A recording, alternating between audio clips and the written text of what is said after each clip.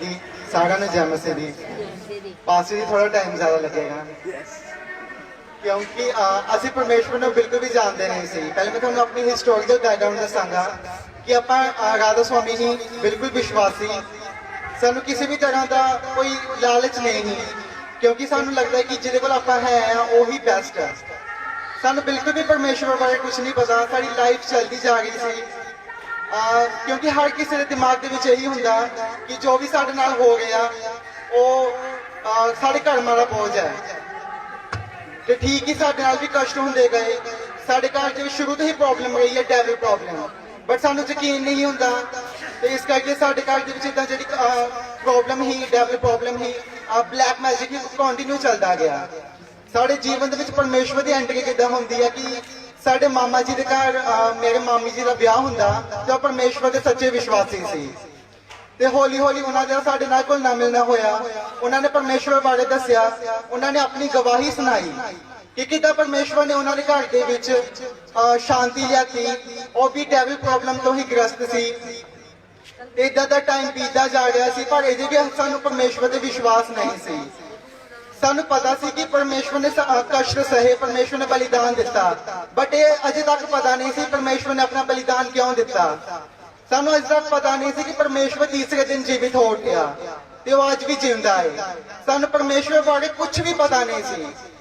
ते मामी जी ने हौली हौली साड़ा विश्वास बढ़ाया, बट वही क्योंकि आप भी इस सोसाइटी दे विच रहने आ ते सानू भी यही लगता है कि परमेश्वर सिर्फ वो है जिन्हों आप खुद मनने आ। यही मैंटेलिटी के नाल साडी लाइफ अगे अगे चलती जा रही थी। बट लाइफ के यू टर्न कदों आया जो लॉकडाउन होया तो मेरे दादा जी की डेथ हो जाती है।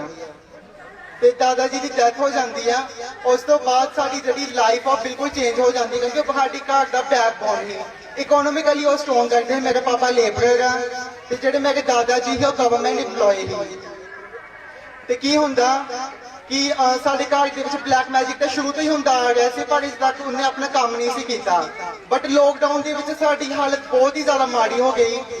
की होया कि साडे घर के विच जिस जगह से आपां सौंदे ही जां जिथे भी आपां बहंदे ही ना वो शेक कर गई रात नूं, साडी रातां कटनियां मुश्किल हो गईयां।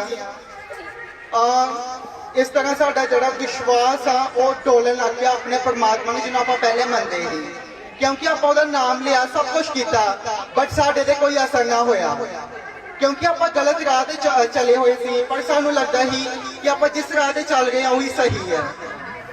तो परमेश्वर ने सानू चुनना सी, आप परमेश्वर ने नहीं चुनिया, परमेश्वर ने खुद साडे परिवार ने चुनिया। इस गल ते आप पूरे परिवार विश्वास करते हैं। साडी घर की छत्तां हिलनियां, हौली हौली कंडीशन जिहड़ी बद तो बदतर होंदी गई। साडे घर के 6 मैंबर आ, आप रात को सौंदे नहीं होंगे क्योंकि चैन ही नहीं आता, कभी कुछ हो जाना कभी कुछ हो जाना। साडे घर के विच कभी कपड़े गायब हो जाने, किसी ने ब्लैक मैजिक करके कुछ आ जाना, साडे घर के विच कभी कुछ हो जाना। फ्लड के डोर्स मिलने क्योंकि घर के विच यही जी स्थिति होगी तो कहीं चैन नहीं होगा। तो यही हालत साडी चलती जा रही थी। तो मैं एक छोटा जिहा वाकया दसना चाहांगा कि सानू किद्दां पता लग्या कि हुण जिहड़ा साडा लॉकडाउन आ वो माड़े तो माड़ा होण चला है। मेरे दादा जी की डेथ 12 तरीक नूं हुंदी है मार्च महीने की 2020। उस तो 10 दिन बाद लॉकडाउन शुरू होने वाला हुंदा है। उस दिन ना 10वां हुंदा ते 10वें की सारी तैयारी बहुत वधिया हो गई क्योंकि 10वां पूरा साडा काम उहदा ठीक हो गया। रात नूं की हुंदा कि मेरे मम्मा 21-22 साल हो गया मैरिज होए, अज तक उन्होंने तो कभी भी जी घर की रसोई की गैस आ ऑन नहीं रही। तो उस दिन की होंदा कि मैं 4 बजे वॉशरूम जान नहीं उठना तो देखना कि रसोई के विच जी दुध जी गैस आ ऑन आ तो दुध उत्ते रखा होया। तो मैं मम्मा नूं सवेरे उठ के दस्सी, मैं गैस नूं ऑफ कर दिता। तो मैं सवेरे उठ के मम्मा नूं दस्सिया कि मम्मा इदां होया, बट अज तक मम्मा को गलती नहीं हुई। तो उस दिन भी मम्मा विश्वास के नाल कहंदे कि उन्होंने जी गैस ही बंद की थी। मतलब शैतान ने साडे घर के इदां दे काम किए। जो आप पतीले उत्ते दुध रखा होया सी तो पतीले नूं वेख्या, तुहानूं सारिआं नूं पता होवेगा कि दुध जिहड़ा बिल्कुल सड़ गेदा हुंदा है, पतीला काला हो गया हुंदा। पर साडे घर इदां नहीं होया, दुध स्वाह बन गेदी ही पर ब्लैक बिल्कुल नहीं, पतीला बिल्कुल काला नहीं होया। ਤੇ ਆਪਾਂ ਸਾਰਿਆਂ ਨੇ ਸੋਚਿਆ ਕਿ ਇਹ ਕੀ ਹੋਇਆ ਆ, ਕਿਉਂਕਿ ਸਾਇੰਟੀਫਿਕਲੀ ਵੇਖਿਆ ਜਾਏ ਤੇ ਪਤੀਲਾ ਕਾਲਾ ਹੋਣਾ ਚਾਹੀਦਾ ਹੈ, ਦੁੱਧ ਸੜ ਜਾਣਾ ਚਾਹੀਦਾ ਹੈ, ਪਰ ਸਾਡੇ ਘਰ ਦੇ ਵਿੱਚ ਅਜਿਹਾ ਕੁਝ ਨਹੀਂ ਹੋਇਆ। ਤੇ ਸਾਨੂੰ ਥੋੜੀ ਜਿਹੀ ਟੈਨਸ਼ਨ ਹੋਈ ਕਿ ਸਾਡੇ ਨਾਲ ਇਹ ਕੀ ਹੋ ਗਿਆ, ਕਿਉਂਕਿ ਅਸੀਂ ਕਦੀ ਕਿਸੇ ਦੇ ਨਾਲ ਮਾੜਾ ਨਹੀਂ ਕੀਤਾ, ਕਿਸੇ ਬਾਰੇ ਬੁਰਾ ਨਹੀਂ ਸੋਚਿਆ, ਤੇ ਸਾਡੇ ਨਾਲ ਇਹੋ ਜਿਹੀ ਸਥਿਤੀਆਂ ਸ਼ੁਰੂ ਹੋ ਗਈਆਂ। ਫਿਰ ਕੀ ਹੁੰਦਾ ਕਿ ਆਪਾਂ ਸਾਡਾ ਜਿਹੜਾ ਉਸ ਕੰਡੀਸ਼ਨ ਤੋਂ ਬਾਅਦ ਜਿਹੜਾ ਇੱਕ ਮਹੀਨਾ ਬਹੁਤ ਚੰਗਾ ਜਾਂਦਾ, ਆਪਾਂ ਭੁੱਲ ਜਾਂਦੇ ਕਿ ਸਾਡੇ ਨਾਲ ਕੋਈ ਇਹੋ ਜਿਹੀ ਘਟਨਾ ਹੋਈ ਆ। ਫਿਰ ਇਹ ਸਾਡੀ ਬੈਡ ਹਿੱਲਣੇ ਸ਼ੁਰੂ ਹੋ ਗਏ, ਘਰ ਦੇ ਵਿੱਚ ਟੈਨਸ਼ਨ ਸਭ ਕੁਛ ਕਲੇਸ਼ ਪੈ ਗਿਆ, ਮਤਲਬ ਬਹੁਤ ਸਾਰੀ ਪ੍ਰੋਬਲਮ ਜਿਹੜੀ ਸੀ ਉਹ ਦਿਨ ਬ ਦਿਨ ਵੱਧ ਤੋਂ ਬੱਤਰ ਹੁੰਦੀ ਗਈ। ਬਟ ਇਹ ਜਿਹੜੀ ਸਾਨੂੰ ਪਰਮੇਸ਼ਵਰ ਤੇ ਯਕੀਨ ਨਹੀਂ ਸੀ, ਆਪਾਂ ਪਰਮੇਸ਼ਵਰ ਨੂੰ ਕਦੀ ਪਛਾਣਿਆ ਨਹੀਂ, ਸਾਨੂੰ ਪਤਾ ਹੀ ਨਹੀਂ ਕਿ ਪਰਮੇਸ਼ਵਰ ਕੌਣ ਹੈ। ਸਾਨੂੰ ਲੱਗਦਾ ਹੈ ਕਿ ਆਪਾਂ ਜਿਸ ਫੀਲਡ ਦੇ ਵਿੱਚ ਉਹੀ ਤਾਂ ਬੈਸਟ ਆ, ਜੋ ਕੁਛ ਸਾਡੇ ਨਾਲ ਹੁੰਦਾ ਪਿਆ ਸਾਡੇ ਕਰਮਾਂ ਦਾ ਬੋਝ ਆ। ਤੇ ਇੱਦਾਂ ਹੀ ਸਾਡੀ ਲਾਈਫ ਅੱਗੇ ਅੱਗੇ ਵਧਦੀ ਜਾ ਰਹੀ ਸੀ ਤੇ ਪਰਮੇਸ਼ਵਰ ਦੇ ਬਾਰੇ ਸਾਨੂੰ ਅਜੇ ਵੀ ਕੁਝ ਪਤਾ ਨਹੀਂ ਸੀ। ਫਿਰ ਜਦ ਸਾਡੇ ਨਾਲ ਇੱਦਾਂ ਦੀ ਕੰਡੀਸ਼ਨ ਹੋਣੀ ਸ਼ੁਰੂ ਹੋ ਗਈ ਕਿ ਦਿਮਾਗ ਦੇ ਵਿੱਚ ਸਭ ਤੋਂ ਪਹਿਲੇ ਜਿਹੜਾ ਬੈਡ ਹਿੱਲਿਆ ਉਹ ਮੇਰੇ ਨਾਲ ਹੋਇਆ। ਸਾਨੂੰ ਲੱਗਾ ਕਿ ਮੇ ਵੀ ਅਰਥਕੁਏਕ ਹੋਏ, ਭੂਚਾਲ ਹੋਏ। ਮੈਂ ਆਪਣੀ ਸਾਰੀ ਫੈਮਿਲੀ ਨੂੰ ਦੱਸਿਆ ਤੇ ਉਹ ਸਿਰਫ ਉਹਨੂੰ ਫੀਲ ਹੁੰਦਾ ਸੀ ਜਿਹਦੇ ਨਾਲ ਹੋ ਰਿਹਾ ਸੀ, ਤੇ ਹੌਲੀ ਹੌਲੀ ਹੌਲੀ ਸਾਡੇ ਸਾਰੇ ਮੈਂਬਰਸ ਨੂੰ ਫੀਲ ਹੋਣ ਲੱਗ ਪਿਆ। ਆਪਾਂ ਆਪਣੇ ਰਿਲੇਟਿਵਸ ਨੂੰ ਦੱਸਿਆ ਪਰ ਕੋਈ ਯਕੀਨ ਨਹੀਂ ਕਰਦਾ, ਤੇ ਸਾਡੀ ਕੰਡੀਸ਼ਨ ਇਦਾਂ ਹੀ ਬੱਤਰ ਹੁੰਦੀ ਗਈ। ਤੇ ਪਾਪਾ ਜੀ ਨੇ ਮਾਮਾ ਜੀ ਨੂੰ ਦੱਸਿਆ, ਸਾਡੇ ਦੂਸਰੇ ਮਾਮਾ ਜੀ, ਕਿ ਸਾਡੇ ਨਾਲ ਇਦਾਂ ਦਾ ਹੋ ਗਿਆ। ਤੇ ਉਹਨਾਂ ਨੇ ਇੱਕ ਬਾਬੇ ਦਾ ਨਾਮ ਸੁਜੈਸਟ ਕੀਤਾ, ਸਿਆਣੇ ਦਾ ਨਾਮ ਸੁਜੈਸਟ ਕੀਤਾ। ਤੇ ਆਪਾਂ ਕਿਹਾ ਕਿ ਚਲੋ ਹੁਣ ਦੇਖ ਲੈਂਦੇ ਹਾਂ ਕਿ ਸਾਡੇ ਕੋਲ ਤੇ ਕੁਝ ਹੋ ਨਹੀਂ ਰਿਹਾ, ਤੇ ਆਪਾਂ ਇਹਨੂੰ ਵੀ ਅਜ਼ਮਾ ਕੇ ਦੇਖ ਲਈਏ। ਤੇ ਫਿਰ ਪਰਮੇਸ਼ਵਰ ਉਹ ਬਾਬਾ ਸਾਡੇ ਘਰ ਦੇ ਵਿੱਚ ਆਇਆ। ਉਹਨੇ ਡੈਡੀ ਨੂੰ ਇੱਕ ਧਾਗਾ ਬਣਾ ਕੇ ਦਿੱਤਾ, ਮੰਤਰਿਤ ਕਰਕੇ ਦਿੱਤਾ। ਉਹ ਕਹਿੰਦਾ ਕਿ ਤੁਹਾਡੇ ਘਰ ਦੇ ਵਿੱਚ ਜੋ ਵੀ ਹੈ ਉਹ ਠੀਕ ਹੋ ਜਾਏਗਾ, ਤੁਸੀਂ ਬਸ ਇਹਨੂੰ ਦਰਵਾਜ਼ੇ ਤੇ ਬੰਨਣਾ। ਤੇ ਸ਼ੈਤਾਨ ਨੇ ਕੀ ਚਾਲ ਖੇਡੀ ਕਿ ਡੈਡੀ ਦੀ ਤੇ ਮੰਮਾ ਦੀ ਲੜਾਈ ਲੱਗੀ ਤੇ ਧਾਗਾ ਟੁੱਟ ਗਿਆ। ਤੇ ਸਾਨੂੰ ਟੈਨਸ਼ਨ ਹੋ ਗਈ ਸੀ ਕਿ ਸਾਡੇ ਘਰ ਦੇ ਵਿੱਚ ਹੋ ਕੀ ਗਿਆ, ਸਾਨੂੰ ਕੁਝ ਵੀ ਸਮਝ ਨਹੀਂ ਸੀ ਆ ਰਿਹਾ। ਪਰ ਦਿਨ ਪੱਧ ਤੋਂ ਪੱਥਰ ਹੁੰਦੇ ਗਏ ਆਪਾਂ ਸਹਿਨ ਕਰਦੇ ਗਏ। ਤੇ ਹੱਦ ਤੇ ਉਦੋਂ ਹੋ ਗਈ ਜਦੋਂ ਸ਼ੈਤਾਨ ਨੇ ਡੈਡੀ ਨੂੰ ਆ ਕੇ ਘੇਰ ਲਿਆ। ਉਸ ਬਾਬੇ ਨੇ ਡੈਡੀ ਨੂੰ ਇੱਕ ਧਾਗਾ ਦਿੱਤਾ, ਜਦੋਂ ਦਰਵਾਜ਼ੇ ਦਾ ਧਾਗਾ ਟੁੱਟ ਗਿਆ ਕਹਿੰਦੇ ਤੁਸੀਂ ਇਹ ਗਲੇ ਦੇ ਵਿੱਚ ਪਾਣਾ। ਤੇ ਡੈਡੀ ਨੂੰ ਗਲੇ ਦੇ ਵਿੱਚ ਪਾ ਲਿਆ। ਉਸ ਤੋਂ ਬਾਅਦ ਕੀ ਹੋਇਆ ਕਿ ਸ਼ੈਤਾਨ ਨੇ ਪਹਿਲੇ ਤਾਂ ਘਰ ਦੇ ਵਿੱਚ ਸ਼ੈਤਾਨੀ ਕਰਦਾ ਸੀ, ਘਰ ਦੇ ਵਿੱਚ ਆਪਣਾ ਪ੍ਰਕੋਪ ਦਿਖਾਉਂਦਾ ਸੀ, ਬਟ ਉਸ ਤੋਂ ਬਾਅਦ ਉਹਨਾਂ ਨੇ ਡੈਡੀ ਨੂੰ ਪਕੜ ਲਿਆ। ਪਰ ਸਾਨੂੰ ਇਹ ਪਤਾ ਨਹੀਂ, ਸਾਨੂੰ ਪਾਸਟਰ ਜੀ ਤੋਂ ਬਾਅਦ ਵਿੱਚ ਪਤਾ ਲੱਗਾ ਸਾਨੂੰ ਕੀ ਹੋਇਆ ਕਿ ਡੈਡੀ ਨੂੰ ਨਾ ਸਿਰ ਦੇ ਵਿੱਚ ਬੁਖਾਰ ਚੜ੍ਹਨਾ ਸ਼ੁਰੂ ਹੋ ਗਿਆ। ਹਾਲਤ ਇੰਨੀ ਜ਼ਿਆਦਾ ਵਿਗੜ ਗਈ ਕਿ ਇਹ ਪਛਾਣਦੇ ਨਹੀਂ ਹੁੰਦੇ ਕਿ ਕੀ ਹੋ ਗਿਆ। 2 ਦਿਨ ਡੈਡੀ ਨੇ ਠੀਕ ਰਹਿਣਾ, ਤੀਸਰੇ ਦਿਨ ਫਿਰ ਸ਼ੈਤਾਨ ਨੇ ਕਬਜ਼ਾ ਕਰ ਲੈਣਾ, 2 ਦਿਨ ਫਿਰ ਠੀਕ ਰਹਿਣਾ, ਤੀਜੇ ਦਿਨ ਫਿਰ ਸ਼ੈਤਾਨ ਨੇ ਕਬਜ਼ਾ ਕਰ ਲੈਣਾ। ਇੱਦਾਂ ਸਥਿਤੀ ਚਲਦੀ ਗਈ ਕਿਉਂਕਿ ਉਦੋਂ ਕਰੋਨਾ ਦਾ ਪੀਰੀਅਡ ਸੀ। ਤੇ ਸਾਨੂੰ ਲੱਗਦਾ ਹੈ ਕਿ ਮੇ ਵੀ ਆਪਾਂ ਜੇ ਹਸਪੀਟਲ ਦੇ ਵਿੱਚ ਗਏ ਤੇ ਕਰੋਨਾ ਦਾ ਕੇਸ ਨਾ ਨਿਕਲ ਆਏ, ਕਿਉਂਕਿ ਡੈਡੀ ਨੂੰ ਬੁਖਾਰ ਹੁੰਦਾ ਸੀ, ਸਾਹ ਦਾ ਰੋਗ ਸੀ, ਇਹ ਸਾਰੇ ਸਿੰਪਟਮਸ ਕਰੋਨਾ ਦੇ ਆ। ਸਾਨੂੰ ਬਹੁਤ ਟੈਨਸ਼ਨ ਸੀ ਤੇ ਆਪਾਂ ਤਾਂ ਸਿਆਣੇ ਨੂੰ ਦੇ ਕੇ ਹਾਰ ਗਏ। ਤੇ ਫਿਰ ਇੱਕ ਦਿਨ ਆਪਾਂ ਹਸਪੀਟਲ ਮੇਨ ਗੱਲ ਮਾਮੀ ਜੀ ਸਾਡਾ ਹੌਸਲਾ ਹਮੇਸ਼ਾ ਵਧਾਉਂਦੇ ਗਏ। ਉਹਨਾਂ ਨੇ ਦੱਸਿਆ ਕਿ ਪਰਮੇਸ਼ਵਰ ਤੁਹਾਨੂੰ ਠੀਕ ਕਰ ਸਕਦਾ ਆ। ਤੇ ਮੈਨੂੰ ਵਿਸ਼ਵਾਸ ਹੋ ਗਿਆ ਸੀ ਪਰਮੇਸ਼ਵਰ ਦਾ, ਪਰ ਮੇਰੇ ਪਰਿਵਾਰ ਨੂੰ ਨਹੀਂ ਸੀ। ਮੈਂ ਮੰਮਾ ਨੂੰ ਕਿਹਾ ਕਿ ਮੰਮਾ ਜੀ ਆਪਣੀ ਮੰਮਾ ਨੂੰ ਕਿਹਾ ਕਿ ਮੰਮਾ ਸਾਡੇ ਕੋਲ ਲਾਸਟ ਆਪਸ਼ਨ ਆ, ਜਾਂ ਤੇ ਆਪਾਂ ਉਹਨਾਂ ਨੂੰ ਛੱਡ ਕੇ ਇੱਧਰ ਆ ਜਾਈਏ ਤਾਂ ਹੀ ਡੈਡੀ ਪਾ ਸਕਦੇ ਆ, ਜਾਂ ਨਹੀਂ। ਮੰਮਾ ਕਹਿੰਦੇ ਨਹੀਂ, ਆਪਾਂ ਨਹੀਂ ਛੱਡ ਸਕਦੇ, ਕਿਉਂਕਿ ਸੁਸਾਇਟੀ ਦੇ ਵਿੱਚ ਲੋਕਾਂ ਦੀ ਇਹੀ ਮੈਂਟੈਲਿਟੀ ਆ। ਉਹਨਾਂ ਨੂੰ ਲੱਗਦਾ ਕਿ ਆਪਾਂ ਜੋ ਸੋਚਦੇ ਆ, ਜਿਹਨੂੰ ਮੰਨਦੇ ਆ ਉਹੀ ਠੀਕ ਆ। ਤੇ ਮੇਰੇ ਮੰਮਾ ਨੂੰ ਵੀ ਇਹੀ ਲੱਗਾ। ਡੈਡੀ ਦੀ ਹਾਲਤ ਦਿਨ ਤੋਂ ਬੱਤਰ ਹੁੰਦੀ ਗਈ, ਪਰ ਮੰਮਾ ਦਾ ਵਿਸ਼ਵਾਸ ਨਹੀਂ ਟਲਿਆ, ਕਿਉਂਕਿ ਉਹਨਾਂ ਨੂੰ ਲੱਗਦਾ ਸੀ ਕਿ ਪਾਪਾ ਜੀ ਠੀਕ ਕਰਨਗੇ, ਰਾਧਾ ਸੋਨੀ ਪਾਪਾ ਜੀ ਠੀਕ ਕਰਨਗੇ, ਪਰ ਕੁਛ ਨਹੀਂ ਹੋਇਆ। ਸਾਡਾ ਵਿਸ਼ਵਾਸ ਇੱਦਾਂ ਹੀ ਡੋਲਦਾ ਗਿਆ।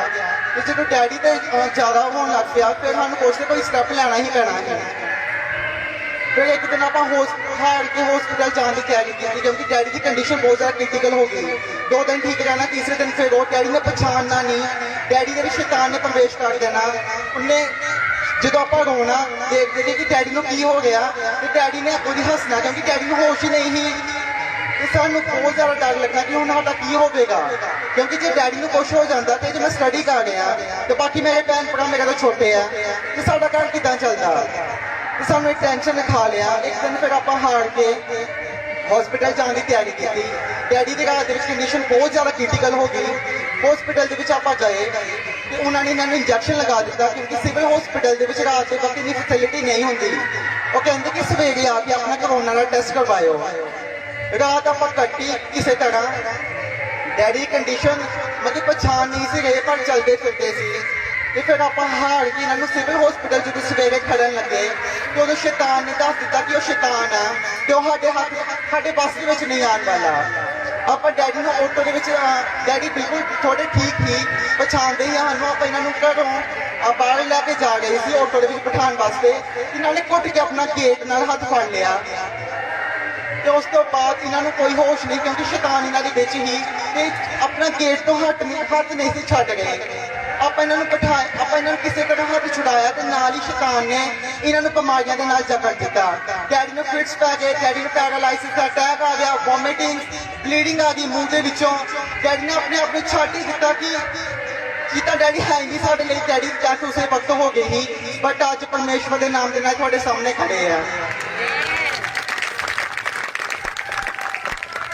ਸਾਨੂੰ ਕਦੀ ਲੱਗਿਆ ਨਹੀਂ ਕਿ ਸਾਡਾ ਡੈਡੀ ਬਚੇਗਾ ਕਿਉਂਕਿ ਸਭ ਕੁਛ ਸਾਰੀਆਂ ਬਿਮਾਰੀਆਂ ਇਕੱਠੀਆਂ ਆ ਗਈਆਂ। ਸਾਨੂੰ ਪਤਾ ਨਹੀਂ ਹੁਣ ਕਿੱਦਾਂ ਕਿਉਂਕਿ ਡੈਡੀ ਨੂੰ ਜਿੱਦਾਂ ਆਟੋ ਦੇ ਵਿੱਚ ਬਿਠਾਇਆ ਡੈਡੀ ਦੇ ਮੂੰਹ 'ਚੋਂ ਬਲੱਡ ਨਿਕਲ ਗਿਆ। ਡੈਡੀਆਂ ਨੂੰ ਪਛਾਣ ਹੀ ਨਹੀਂ ਰਹੇ। ਡੈਡੀ ਫਿਟਸ ਪੈ ਗਈ ਸੀ, ਪੈਰਾਲਾਈਸਿਸ, ਸਭ ਕੁਛ ਇਕੱਠਾ ਹੀ ਹੋ ਗਿਆ। ਆਪਾਂ ਇਹਨਾਂ ਨੂੰ ਕਿਸੇ ਤਰ੍ਹਾਂ ਹਸਪੀਟਲ ਪਹੁੰਚਾਇਆ ਤੇ ਸ਼ੈਤਾਨ ਦੇ ਅੱਗੇ ਚਾਲ ਦੇਖੋ। ਆਪਾਂ ਜਿਸ ਹਸਪੀਟਲ ਦੇ ਵਿੱਚ ਗਏ ਉੱਥੇ ਡਾਕਟਰ ਅਵੇਲੇਬਲ ਨਹੀਂ ਸੀ। ਸਾਡਾ ਜਿਹੜਾ ਸਾਗਨ ਨੂੰ ਲਾਗੇ ਹਸਪੀਟਲ ਆ ਉਹ ਮਲਟੀ ਸਪੈਸ਼ਲ ਹਸਪੀਟਲ ਆ ਤੇ ਆਪਾਂ ਉੱਥੇ ਜਾ ਕੇ ਡੈਡੀ ਨੂੰ ਐਡਮਿਟ ਕਰਵਾਇਆ ਬਟ ਉਹ ਕਹਿੰਦੇ ਕਿ ਇੱਥੇ ਮੈਡੀਸਿਨ ਦਾ ਸਪੈਸ਼ਲਿਸਟ ਨਹੀਂ ਹੈ, ਤੁਸੀਂ ਇਹਨਾਂ ਨੂੰ ਕਿਸੇ ਦੂਸਰੇ ਹਸਪੀਟਲ ਲੈ ਜਾਓ। ਤੇ ਸਾਡੇ ਕੋਲ ਇੰਨਾ ਸਮਾਂ ਨਹੀਂ ਸੀ। ਜਿਹੜਾ ਰਸਤੇ ਵਿੱਚ ਹਸਪੀਟਲ ਆ ਗਿਆ ਸੀ ਆਪਾਂ ਡੈਡੀ ਨੂੰ ਉੱਥੇ ਖੜਿਆ ਬਟ ਹਰ ਕੋਈ ਦੇ ਹੱਥ ਖੜੇ ਹੀ ਕਿਉਂਕਿ ਉਹਨਾਂ ਨੂੰ ਸਮਝ ਨਹੀਂ ਸੀ ਆ ਰਿਹਾ ਕਿ ਡੈਡੀ ਨੂੰ ਹੋਇਆ ਕੀ ਆ। ਕਦੀ ਕੋਈ ਇਨਸਾਨ ਇੱਦਾਂ ਦਾ ਨਹੀਂ ਹੋਏਗਾ ਜਿਹਨੂੰ ਸਾਰੀਆਂ ਬਿਮਾਰੀਆਂ ਇਕੱਠੀਆਂ ਚੱਕੜੀਆਂ ਹੋਣਗੀਆਂ। ਪਰ ਇਹ ਕਿਉਂਕਿ ਸਰੀਰ ਦਾ ਦੋਸ਼ ਨਹੀਂ ਸੀ, ਇਹ ਡੈਵਿਲ ਦਾ ਪ੍ਰਕੋਪ ਸੀ। ਸ਼ੈਤਾਨ ਨੇ ਜੋ ਸੋਚਿਆ ਸੀ ਉਹ ਸਾਡੇ ਜੀਵਨ ਦੇ ਵਿੱਚ ਹੋ ਗਿਆ ਸੀ। ਸਾਨੂੰ ਸਮਝ ਨਹੀਂ ਸੀ ਆ ਰਿਹਾ ਹੁਣ ਕੀ ਹੋਵੇਗਾ। ਆਪਾਂ ਰੋਂਦੇ ਹੋਏ ਅੱਗੇ ਜਾ ਰਹੇ ਸੀ ਆਪਣੇ ਪਰਮਾਤਮਾ ਦਾ ਨਾਮ ਲੈਂਦੇ ਹੋਏ, ਰਾਧਾ ਸਵਾਮੀ ਬਾਬਾ ਜੀ ਦਾ ਨਾਮ ਲੈਂਦੇ ਹੋਏ ਕਿ ਉਹੀ ਸਾਨੂੰ ਬਚਾਉਣਗੇ ਤੇ ਆਪਾਂ ਬਚ ਸਕਦੇ ਆ। ਆਪਾਂ ਸਿਵਲ ਹਸਪੀਟਲ ਗਏ, ਸਿਵਲ ਹਸਪੀਟਲ ਦੇ ਵਿੱਚ ਫੈਸਿਲਿਟੀ ਨਹੀਂ। ਉਹਨਾਂ ਨੇ ਸਾਨੂੰ ਦੂਜੇ ਹਸਪੀਟਲ ਰੈਫਰ ਕੀਤਾ। 10-7-8 ਹਸਪੀਟਲ ਆਪਾਂ ਪਠਾਨਕੋਟ ਤੋਂ ਹਾਰ ਗਏ। ਸਾਨੂੰ ਲੱਗਦਾ ਸੀ ਕਿ ਹੁਣ ਆਪਾਂ ਨਹੀਂ ਬਚ ਸਕਦੇ। ਮੈਂ ਮੰਮਾ ਨੂੰ ਕਿਹਾ ਕਿ ਮੰਮਾ ਇਹਨਾਂ ਨੂੰ ਹਸਪੀਟਲ ਲੈ ਕੇ ਜਾਣ ਦਾ ਕੋਈ ਫਾਇਦਾ ਨਹੀਂ ਕਿਉਂਕਿ ਆਪਾਂ ਟੁੱਟ ਚੁੱਕੇ ਸੀ ਤੇ ਸਾਡੇ ਕੋਲ ਇੰਨਾ ਫਾਈਨੈਂਸ ਵੀ ਨਹੀਂ ਕਿ ਆਪਾਂ ਇਹਨਾਂ ਨੂੰ ਮਲਟੀ ਸਪੈਸ਼ਲਿਸਟ ਹਸਪੀਟਲ ਦੇ ਵਿੱਚ ਐਡਮਿਟ ਕਰਵਾ ਸਕੀਏ। ਸਾਨੂੰ ਸਿਵਲ ਹਸਪੀਟਲ ਵਾਲਿਆਂ ਨੇ ਕਰੋਨਾ ਦਾ ਉਹਨਾਂ ਟੈਸਟ ਕਰਵਾਇਆ ਤੇ ਉਹਨਾਂ ਨੇ ਸਾਨੂੰ ਸਲਾਹ ਦਿੱਤੀ ਕਿ ਤੁਸੀਂ ਗੁਰੂ ਨਾਨਕ ਦੇਵ ਹਸਪੀਟਲ ਅੰਮ੍ਰਿਤਸਰ ਚਲੇ ਜਾਓ ਬਟ ਆਪਾਂ ਕਿਉਂਕਿ ਸਾਡੇ ਕੋਲ ਇੰਨਾ ਫਾਈਨੈਂਸ ਨਹੀਂ, ਇੰਨਾ ਖਰਚਾ ਕਰਨ ਦੀ ਹਿੰਮਤ ਨਹੀਂ ਕਿ ਆਪਾਂ ਕਿੱਦਾਂ ਕਰੀਏ। ਬਟ ਆਪਾਂ ਕਿਸੇ ਤਰ੍ਹਾਂ ਪਰਮੇਸ਼ਵਰ ਨੇ ਸਾਨੂੰ ਚੁਣਨਾ ਹੀ, ਪਰਮੇਸ਼ਵਰ ਨੇ ਸਾਨੂੰ ਇੱਥੇ ਬੁਲਾਇਆ। ਆਪਾਂ ਗੁਰੂ ਨਾਨਕ ਦੇਵ ਹਸਪੀਟਲ ਦੇ ਵਿੱਚ ਐਡਮਿਟ ਹੋਏ। 3-4 ਦਿਨ ਹੋ ਗਏ ਪਰ ਡੈਡੀ ਨੂੰ ਹੋਸ਼ ਨਹੀਂ ਸੀ ਆ ਰਿਹਾ। ਡੈਡੀ ਕੋਲ ਸਮਝ ਨਹੀਂ ਆਉਂਦਾ, ਡੈਡੀ ਸਾਨੂੰ ਪਛਾਣਦੇ ਨਹੀਂ, ਦੂਜੀਆਂ ਗੱਲਾਂ ਕਰਨੀਆਂ, ਸਾਨੂੰ ਵੇਖ ਕੇ ਹੱਸਣਾ ਕੀ ਰੋਂਦੇ ਪਏ ਆ ਕਿਉਂਕਿ ਸ਼ੈਤਾਨ ਇਹਨਾਂ ਦੇ ਵਿੱਚ ਹੀ। ਇਹਦੇ ਵਿੱਚ ਇਹਨਾਂ ਦੀ ਵੀ ਕੋਈ ਗਲਤੀ ਨਹੀਂ, ਸ਼ੈਤਾਨ ਦੀ ਕੋਈ ਗਲਤੀ ਨਹੀਂ। ਡਾਕਟਰਾਂ ਨੇ ਵੀ ਜਵਾਬ ਇੱਕ ਤਰ੍ਹਾਂ ਦਾ ਇਹੀ ਕਿ ਆਪਾਂ ਮੈਡੀਸਿਨ ਦੇ ਗਏ, ਵਧੀਆ ਤੋਂ ਵਧੀਆ ਮੈਡੀਸਿਨ ਦੇ ਗਏ ਆ ਪਰ ਇਹਨਾਂ ਤੇ ਕੋਈ ਅਸਰ ਨਹੀਂ ਹੋ ਰਿਹਾ। ਸਾਨੂੰ ਲੱਗ ਰਿਹਾ ਸੀ ਕਿ ਸਾਨੂੰ ਇਸ ਤੋਂ ਕਿਤੇ ਰੈਫਰ ਨਾ ਕਰ ਦੇਣ, ਚੰਡੀਗੜ੍ਹ ਰੈਫਰ ਨਾ ਕਰ ਦੇਣ, ਸਾਡਾ ਕੀ ਹੋਵੇਗਾ। ਸਾਨੂੰ ਕਿਉਂਕਿ ਮੈਨੂੰ ਤਾਂ ਪਰਮੇਸ਼ਵਰ ਤੇ ਵਿਸ਼ਵਾਸ ਹੋ ਚੁੱਕਿਆ ਸੀ ਕਿਉਂਕਿ ਸਾਡੇ ਮਾਮੀ ਜੀ ਜਿਨ੍ਹਾਂ ਦਾ ਬਹੁਤ ਵੱਡਾ ਰੋਲ ਹੈ ਇਸ ਦੇ ਵਿੱਚ, ਉਹਨਾਂ ਨੇ ਮੈਨੂੰ ਵਿਸ਼ਵਾਸ 'ਚ ਲੈ ਲਿਆ ਹੋਇਆ ਸੀ ਤੇ ਮੈਨੂੰ ਪਤਾ ਸੀ ਕਿ ਪਰਮੇਸ਼ਵਰ ਹੀ ਸਾਨੂੰ ਬਚਾਉਣਗੇ। ਤੇ ਮੇਰੇ ਮੰਮੀ ਕਿਉਂ ਨਹੀਂ ਸੀ ਮੰਨ ਰਹੇ, ਉਹਦੀ ਵੀ ਇੱਕ ਵਜ੍ਹਾ ਆ ਕਿਉਂਕਿ ਮੇਰੇ ਮੰਮੀ ਦਾ ਜਿਹੜਾ ਜਨਮ ਹੈ ਕਿ ਨਿਰੰਕਾਰੀ ਘਰ ਦੇ ਵਿੱਚ ਹੋਇਆ ਤੇ ਉਹਨਾਂ ਨੇ ਕਦੇ ਵੀ ਨਿਰੰਕਾਰੀਆਂ ਨੂੰ ਨਹੀਂ ਮੰਨਿਆ ਕਿਉਂਕਿ ਉਹ ਮਾਸ ਖਾਂਦੇ ਸੀ। ਮੇਰੇ ਮੰਮੀ ਦਾ ਸ਼ੁਰੂ ਤੋਂ ਵਿਸ਼ਵਾਸ ਸੀ ਕਿ ਰਾਧਾ ਸਵਾਮੀਆਂ ਦੇ ਮੈਂ ਰਾਧਾ ਸਵਾਮੀ ਬਣਨਾ ਆ। ਇਸ ਕਰਕੇ ਜਦੋਂ ਉਹਨਾਂ ਦਾ ਵਿਆਹ ਹੋਇਆ ਤੇ ਇੱਦਾਂ ਦੀ ਕੋਈ ਰੀਤੀ ਬਣੀ ਕਿ ਉਹ ਰਾਧਾ ਸਵਾਮੀਆਂ ਦੇ ਘਰ ਹੀ ਆਏ ਤੇ ਮੰਮੀ ਦਾ ਬਹੁਤ ਵੱਡਾ ਵਿਸ਼ਵਾਸ ਸੀ ਕਿਉਂਕਿ ਮੰਮੀ ਦੀ ਜੋ ਮੰਨਤ ਸੀ ਉਹ ਪੂਰੀ ਹੋਈ ਵਿਆਹ ਤੋਂ ਬਾਅਦ। ਉਹਨਾਂ ਨੇ ਅੱਜ ਤੱਕ ਕਦੀ ਮਾਸ ਨਹੀਂ ਖਾਧਾ, ਕਦੀ ਕੁਛ ਨਹੀਂ ਖਾਧਾ ਕਿਉਂਕਿ ਤੁਹਾਨੂੰ ਪਤਾ ਹੋਏਗਾ ਕਿ ਜਿਹੜੇ ਨਿਰੰਕਾਰੀ ਮਾਸ ਖਾ ਲੈਂਦੇ ਆ। ਤੇ ਮੇਰੇ ਮੰਮੀ ਬਹੁਤ ਕੱਟੜ ਸੀ। ਉਹਨਾਂ ਦਾ ਜਦੋਂ ਵਿਆਹ ਹੋਇਆ ਉਹ ਰਾਧਾ ਸਵਾਮੀ ਸੀ, ਇਸ ਕਰਕੇ ਉਹਨਾਂ ਦਾ ਵਿਸ਼ਵਾਸ ਪੱਕਾ ਸੀ। ਉਹ ਕਹਿੰਦੇ ਕਿ ਇੰਨੀ ਮੁਸ਼ਕਿਲ ਮੈਂ ਪ੍ਰਭੂ ਨੂੰ ਪਾਇਆ ਹੈ, ਮੈਂ ਰਾਧਾ ਸਵਾਮੀ ਬਣੀ ਆ, ਹੁਣ ਮੈਂ ਛੱਡ ਨਹੀਂ ਸਕਦੀ। ਪਰ ਜਦੋਂ ਕੰਡੀਸ਼ਨ ਇਦਾਂ ਹੁੰਦੀ ਗਈ ਆਪਾਂ ਹਾਰ ਗਏ ਤੇ ਆਖਿਰ ਉਹ ਬਿੱਲ ਆ ਗਿਆ ਜਦੋਂ ਸਾਨੂੰ ਪਾਸਟਰ ਦਾ ਨੰਬਰ ਮਿਲਣਾ ਹੈ। ਉਹ ਵੀ ਪ੍ਰਭੂ ਦੀ ਇੱਕ ਸਕੀਮ ਹੀ। ਆਪਾਂ ਹਾਰ ਗਏ। ਮੈਂ ਮੰਮਾ ਨੂੰ ਦੱਸਿਆ ਕਿ ਮੰਮਾ ਗੁਰੂ ਨਾਨਕ ਦੇਵ ਹਸਪੀਟਲ ਦੇ ਬਾਹਰ ਪ੍ਰਭੂ ਦਾ ਸਟੈਚੂ ਲੱਗਿਆ, ਮੈਨੂੰ ਪਤਾ ਨਹੀਂ ਕੋਈ ਚਰਚ ਆ ਕੀ ਆ। मैं क्या मैं पापा के लागे रहना क्योंकि पापा ने संभालना बड़ा ही मुश्किल ही। पापा हाथ पैर चलाते ही, ट्रिप्स कट देंगे ही, मास्क उतार देंगे ही। उस वक्त जे मास्क में उतार देंगे तो मे भी इतने खड़े ना होंगे। इस करके इन्होंने फड़ के रहना पैंदा ही। इन्होंने लत्त पैर बन्ने हुए ही। 4 दिन हो गए इन्होंने दवाई का कोई असर नहीं सी हो गया। फिर मैं मम्मा मेरे नाल मामा जी ही हॉस्पिटल के विच, मामा जी ने भी साਡਾ बहुत साथ दिता, पर वो भी ये विश्वास के विच नहीं सी। मामी जी मनते ही, मामी जी अपनी लाइन के विच, मामा जी अपनी लाइन के विच ही। मामा जी भी बिल्कुल नहीं मनते कि मामी जी की कहना चाहते हैं कि किनू मनते हैं। वो कहते कि तू अपनी जगह ठीक हाँ, मैं अपनी जगह ठीक हाँ। तो मैं मम्मा नू ते मामी नू ते मेरा छोटा भरा और स्टैचू के थले गए जिसे परमेश्वर ही सानू नहीं पता कि प्रार्थना किदा करी दी है। तो साढ़े लिए मन्नत का स्वर्ग तो थले आए होने। उत्थे एक मतलब थोड़ी ओल्ड एज लेडी आए, उत्थे प्रार्थना कर रहे थे। उन्होंने मम्मा नू ते मामा जी ने दसिया कि परमेश्वर हर जगह मौजूद है, तुसीं इत्थे प्रार्थना करो तो तुहाडी प्रार्थना जिहड़ी कबूल होएगी।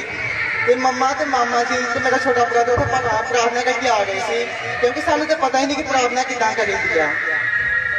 बट आप उत्थे प्रार्थना की क्योंकि सच्चा जो बंदा मुसीबत के विच हुंदा है उदों दा दिल सच्चा हुंदा है। आप प्रार्थना करके आए तो मेरे मम्मा ते मेरा ब्रदर रो रहे थे कि पता नहीं साडा की होगा। आप प्रार्थना तो करके आ गए, आप पता नहीं परमेश्वर सुनेगा कि नहीं। परमेश्वर ने प्रार्थना उस वक्त सुन ली थी। जो आप हॉस्पिटल के विच एंटर होए ICU के बाहर ही पास्टर जी का नंबर लिखा है। पास्टर जी का एक छोटा जिहा एनवलप लगा हुआ है। तो आप पास्टर जी ने उधर ही कॉन्टैक्ट किया तो पास्टर जी आए। ये पहले पास्टर जी थे जिन्होंने आप मिले। तो परमेश्वर ने इन्हों के द्वारा जब इन्होंने प्रार्थना की तो उस दिन डैडी में असर हो गया। डैडी ने अगले दिन सानू पछाणना शुरू कर दिता तो साडा इतना विश्वास बढ़ता गया। तो फिर पास्टर जी ने प्रोफेसी की कि थानू 5 दिनों में छुट्टी मिलने वाली है। तो आप उत्थे देखा कि जेडे साढ़े लागे दे ही मैंबर सी वो कहते कि सानू महीना हो गया इतने आए दे, इसका आराम नहीं आ गया। सन 2 महीने हो गए, सन 3 महीने हो गए। साढ़े जिन्ना भी ICU के विच बोर्ड से वो मैक्सीमम लोगों की डैथ होंगी थी। तो सानू बहुत डर लगा ही, पर साढ़े नाल परमेश्वर का होना जलाल ही। तो इस करके सानू इस करके साडा विश्वास बढ़ता गया। तो सानू हुण यकीन है कि जब परमेश्वर मेरे डैडी नूं ठीक कर सकता तो सब कुछ कर सकते हैं।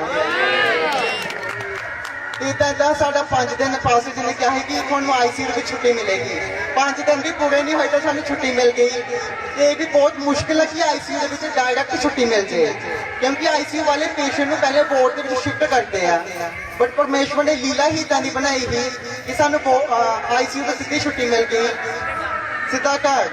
तो सानू फिर जी नर्सिस थी वो भी कहते कि जिदा की थोड़े डैडी की कंडीशन ही सानू लगता नहीं कि बच जाएंगे, पर उन्होंने पता नहीं कि साढ़े नाल परमेश्वर है।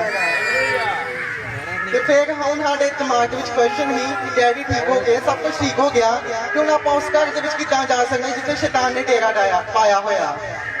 क्योंकि जे सानू डर ही कि आप फिर डैडी में उत्थे लैके गए मे भी फिर तो अटैक ना कर दे तो साढ़े नाल की होगा।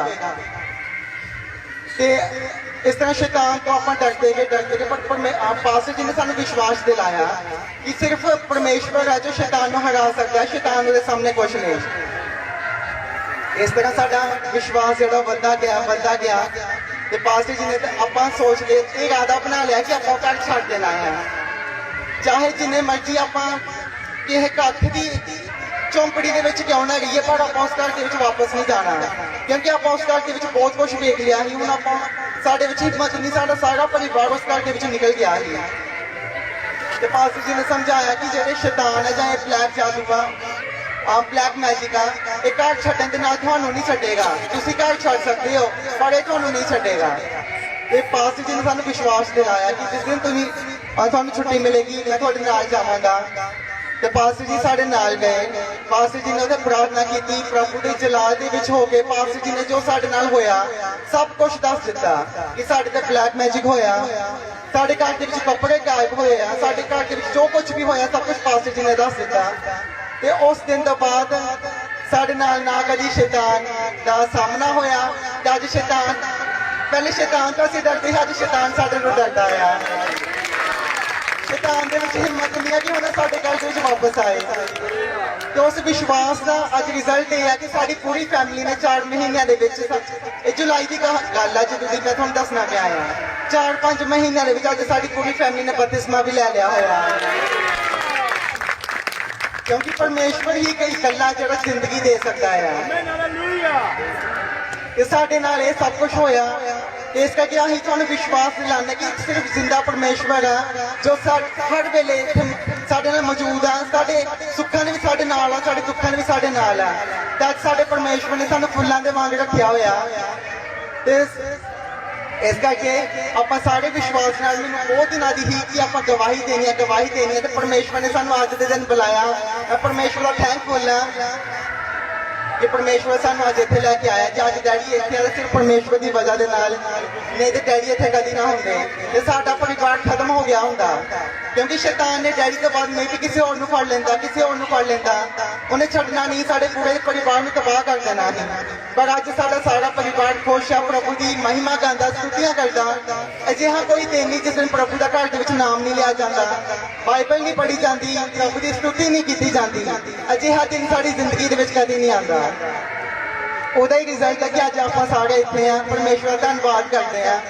ਤੇ ਨਾਲ ਹੀ ਮੈਂ ਸ਼ੈਤਾਨ ਦਾ ਵੀ ਧੰਨਵਾਦ ਕਰਨਾ ਚਾਹੁੰਦਾ ਕਿਉਂਕਿ ਜੇ ਸ਼ੈਤਾਨ ਨਾ ਸਾਨੂੰ ਸਾਡੇ ਨਾਲ ਇਦਾਂ ਕੁਝ ਕਰਦਾ ਤੇ ਮੈਂ ਵੀ ਸਾਨੂੰ ਜੀਵਤਾ ਪਰਮੇਸ਼ਵਰ ਨਾ ਮਿਲਦਾ ਜੀਵਤਾ ਪਰਮੇਸ਼ਵਰ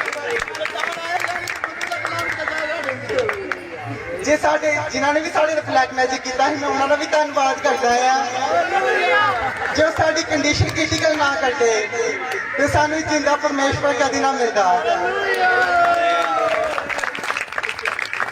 ਪਰਮੇਸ਼ਵਰ ਨੇ ਸਾਨੂੰ ਪਾਸਟਰ ਜੀ ਨਾਲ ਮਿਲਾਇਆ ਨੇ ਵਧੀਆ ਪਾਸਟਰ ਜੀ ਨਾਲ ਇਹਨਾਂ ਨੇ ਇੱਕ ਵਾਰੀ ਵੀ ਨਹੀਂ ਕਿਹਾ ਕਿ ਮੈਂ ਤੁਹਾਨੂੰ ਘਰ ਦੇ ਵਿੱਚ ਤੁਸੀਂ ਚੱਲ ਜਾਓ ਮੈਂ ਬਾਅਦ ਵਿੱਚ ਆਵਾਂਗਾ ਪਾਸਟਰ ਜੀ ਸਾਡੇ ਨਾਲ ਗਏ ਪਾਸਟਰ ਜੀ ਨੇ ਸਾਡਾ ਦੁੱਖ ਦੇ ਵਿੱਚ ਸਾਡਾ ਸਾਥ ਦਿੱਤਾ ਹਸਪੀਟਲ ਦੇ ਵਿੱਚ ਬਾਰ-ਬਾਰ ਆਉਂਦੇ ਹੀ ਇਹਨਾਂ ਨੂੰ ਕਹਿੰਦੇ ਕਿ ਪ੍ਰਭੂ ਦਾ ਹੁਕਮ ਹੋਇਆ ਕਿ ਤੁਹਾਨੂੰ ਮਿਲ ਕੇ ਆਈਏ ਆਪਾਂ ਨਹੀਂ ਵੀ ਬੁਲਾਉਂਦੇ ਤਾਂ ਵੀ ਪਾਸਟਰ ਜੀ ਆਉਂਦੇ ਹੀ ਮੈਂ ਪਾਸਟਰ ਜੀ ਦਾ ਵੀ ਦਿਲੋਂ ਧੰਨਵਾਦ ਕਰਦਾ ਉਹਨਾਂ ਨੇ ਸਾਡਾ ਇੰਨਾ ਸਾਥ ਦਿੱਤਾ ਜੇ ਪਰਮੇਸ਼ਵਰ ਪਾਸਟਰ ਜੀ ਨਾ ਹੁੰਦੇ ਤੇ ਅੱਜ ਆਪਾਂ ਇੱਥੇ ਨਾ ਹੁੰਦੇ ਇਸ ਕਰਕੇ ਮੈਂ ਪ੍ਰਭੂ ਦਾ ਦਿਲੋਂ ਧੰਨਵਾਦ ਕਰਦਾ ਤੇ ਪਰਮੇਸ਼ਵਰ ਦੇ ਨਾਲ ਸਦਾ ਵਫਾਦਾਰੀ ਰੱਖੋ ਪਰਮੇਸ਼ਵਰ ਨੂੰ ਆਪਣੇ ਘਰ ਦਾ ਤਾਲਾ ਬਣਾਓ ਕਿਉਂਕਿ ਪਰਮੇਸ਼ਵਰ ਤੁਹਾਡੇ ਘਰ ਦੇ ਵਿੱਚ ਕਦੀ ਕੋਈ ਨੁਕਸਾਨ ਨਹੀਂ ਹੋਣ ਦੇਵੇਗਾ ਜਦੋਂ ਪਰਮੇਸ਼ਵਰ ਸਾਡੇ ਘਰ ਦੇ ਵਿੱਚ ਸਾਨੂੰ ਕੋਈ ਟੈਨਸ਼ਨ ਨਹੀਂ ਆ ਤੇ ਹੁਣ ਮੈਂ ਛੋਟੀ ਜਿਹੀ ਆਪਣੀ ਗੱਲ ਦੱਸਾਂਗਾ ਕਿਉਂਕਿ ਮੇਰੀ ਸਟੱਡੀ ਜਿਹੜੀ ਬਹੁਤ ਵਧੀਆ ਚੱਲਦੀ ਪਈ ਸੀ ਘਰ ਦੇ ਵਿੱਚ ਇਦਾਂ ਦੀ ਟੈਨਸ਼ਨ ਹੁੰਦੀ ਸੀ ਤੇ ਮੈਂ ਇੱਥੋਂ ਦੀ ਮੇਰੇ ਮਾਰਕਸ ਇੱਥੇ ਆਉਂਦੇ ਗਏ ਮੈਂ ਯੂਨੀਵਰਸਿਟੀ ਟੌਪਰ ਆ ਡਿਸਟ੍ਰਿਕਟ ਟੌਪਰ ਆ